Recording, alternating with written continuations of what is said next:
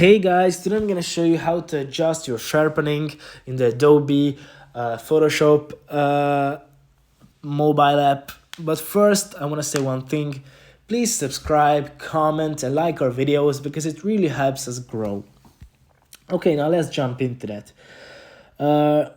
As you can see, I'm on the main page here. Here you can do all sort of things, but now we're just gonna click on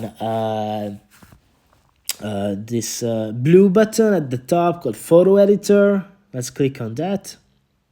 Here we have to select a photo from our camera roll to edit. I'm just gonna select this one. At the bottom there are these buttons. They're all different, but we're just gonna choose adjustments, details, and here you can choose sharpen. Here we have this thing which you can adjust your sharpening with. You can adjust it as much as you would like. It can be smooth or sharper.